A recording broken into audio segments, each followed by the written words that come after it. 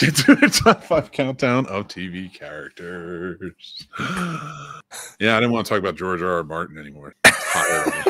Tired of him. Well, let's talk about TV, and then we get into him, and he's the worst. No, he's not the worst. I mean, I feel like I could be friends with him, but I would get really annoyed with him because, like, he would start a sentence and never finish it, and I would just be like, "Come on." It's really funny about when I first saw him. When I first saw like him speaking, I was always envisioning some guy talk about boiled leather and all of that blah. That's just how I imagined. Like that is not how he talks.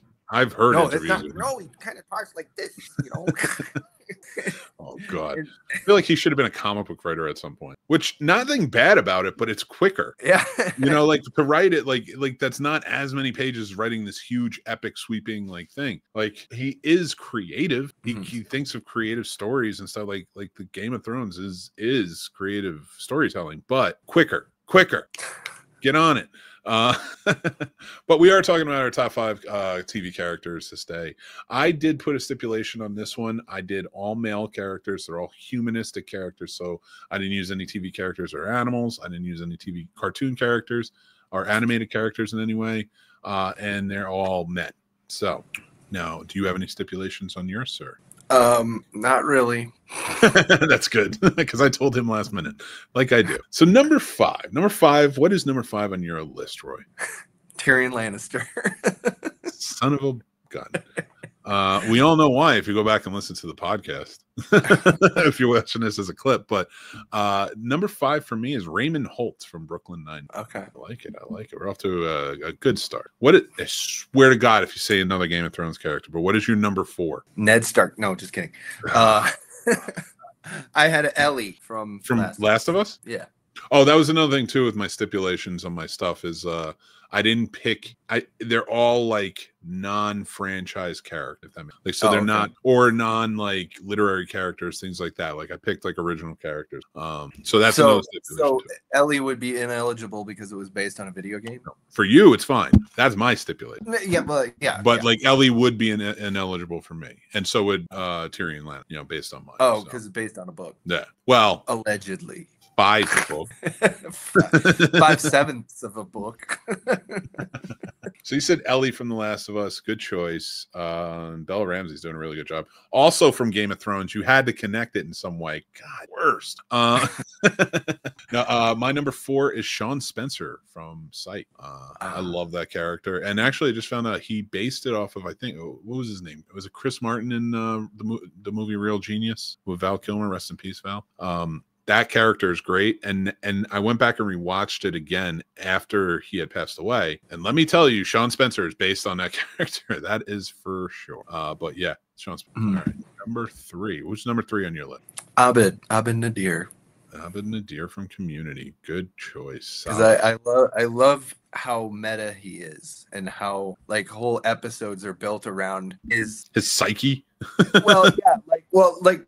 You know how he understands the world through movies and TV tropes and stuff like that, and he tries to analyze everybody based on those things. But of course, he's in a television show, so it's just like it's like meta jokes, and I just loved the way they used him in Community. I like it a lot. It was a good one. Number 3 for me was Fox Mulder from the X-Files. I love that show. It's a good show. The revival was cool. The second season was really off the walls. The movies were cool, but that original show, especially those first like 5 seasons. Season 7 was awesome too. Yeah, not to get off on a tangent, but that I was really weirded out when they made that the 10th season, the revival, because I assumed it was going to be like a mini series, and then it really was just like 6 standalone episodes, and I was like, what? I thought it seemed like they were setting up a bigger narrative throughout it. Oh, they did like slip in a bigger narrative throughout it, but then like didn't do anything with it. Yeah. And then brought it back for the next season, and like we're gonna go hardcore on this though. And it's like, I thought you were just gonna bring it back for Monster of the Weeks again. Fine. What is this? And that second season was tough. Like at one point, like the alien abductions just started happening outright. Like it was wild. But and like, was Scully actually an alien? like they were trying to cover things that they had already sort of covered, and I didn't feel like they needed to cover it. But it seemed like sort of arbitrary. But yeah, Fox Mulder though, still love that character. All right, number two on our list. And who's your number two, sir? I have Jimmy McGill / Saul Goodman. He almost made my list. And I put him and left Walter White out because he held his own in 2 shows. There were a lot of times in bad when I was watching it, and I was very invested in the main storyline. But I was like, what's Saul doing? I want more Saul. And I was just like a lot of people. They loved Saul. He was like a breakout character. And then based on like 2 throwaway lines from Saul in his first episode, they created an entire other show out of it, where an even more compelling character. And you see he's not totally such a sleazeball, but his heart was in the right place. 2 wildly different shows too. Yes. Like one is a straight up crime drama and the other one is a law show. Yeah. Like it's got the crime in it. Don't get me wrong. Like it fantastically handles crime, but it is a law show. Most of the things that are made or broken on that show are within the courtroom, or at least within the legal process, which I love. I love that they kind of kept it at that. And I did just rewatch a scene the other day, and that was Howard's final scene. Heartbreaking. That is a heartbreaking character in TV history. Great shows though. Great choice. Wife's gonna be working with Patrick Fabian. Oh, that's awesome. I loved him on that show. I like him in a lot of stuff. Like he's always been and she worked with him already when she worked on Better Call Saul season 4. That's awesome. Be a little reunion. The 2. I can't wait to hear more about it. But my number 2, he's on the cover, and I love it, from the Righteous Gemstones. Walton Goggins as Baby Billy. First off, I didn't know you could do a live action Rick and Morty until I saw the first episode. And if anybody who's seen it knows what I'm talking about, where he's naked jet skiing, and it's out. You see it all as this man is naked jet skiing in his old suit, and his dick is just out, and it is. But when I saw that, all I thought was he could play Rick Sanchez. He's already got the hair. He's already got sort of that look. And like Rick Sanchez is always naked, and it just looked like that. He's naked in that show, looked just like Rick Sanchez. I'm like, we can get a live action here going. That was my first reaction to a naked man on a naked Walton Goggins. Was I want now Rick and Morty as a live action, and Walton Goggins smashes it out of the park with Baby Billy. If you don't watch the show, it's about evangelist family living in, like, I think it's North or South Carolina, and they're huge. They're big time. Like the father and mother. The father played by John Goodman, the mother played by Jennifer Nettles. They built this huge empire as these evangelists. They're good people, but they are rich evangelists, and like we see how their spoiled kids take that on. Danny McBride plays one, and the whole cast is just amazing. But Baby Billy, played by Walton Goggins, was the brother of the mom character, played by Jennifer Nettles, and they grew up as child performers. And all this guy wants is to be a star. All he wants in life, and he says the most outlandish stuff. He acts in the most outlandish ways, and he gets away with all of it because he's amazing. In the most recent episode, because the show's ending soon, I do recommend going to see it or watching it because it's hilarious and fantastically written, is watching him play a teen Jesus. That's right. This man played a teen Jesus on a TV show he was producing. And at one point he looks at a guy in crutches and goes, "Here, I got your miracle right here, nerd," in a musical. And like the guy drops the crutches and goes, and it's so funny. And I'm not doing it justice, but I would love for you guys to go check that out.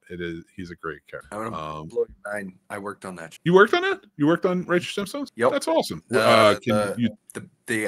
The outhouse baby. Oh my God, really? Yeah, we so in some of those shots, it's a real baby. It's a real, like 4-month-old baby or whatever. But they can't put crap all over a real baby, so they put blue yogurt because it's supposed to have the blue outhouse, porta potty goo. So, but they use blue yogurt. It has like a light blue color. Totally wrong for what it's supposed to look like. So we were tasked with making that light blue yogurt look like dark blue porta potty juice.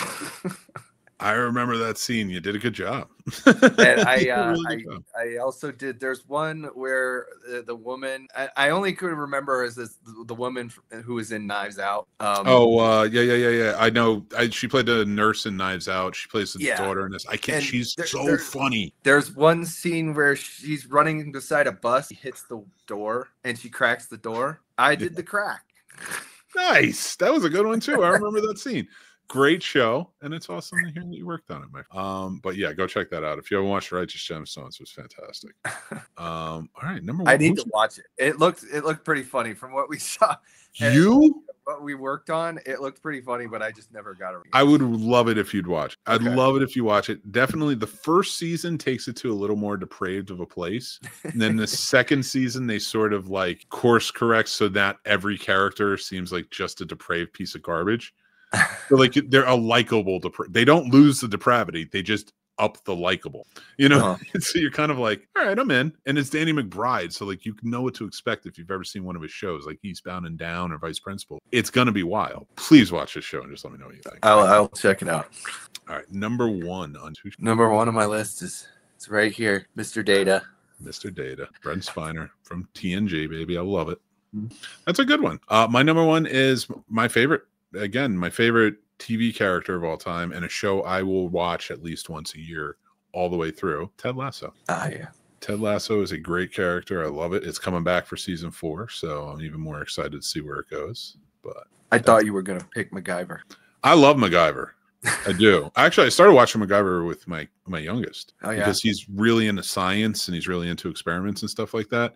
And I was like, and he likes spy stuff right now. Spies. We watched a bunch of the James Bond movies together, and so like he's all about spies right now. Nice. And so MacGyver is enough of a spy where he was like, he doesn't use the guns.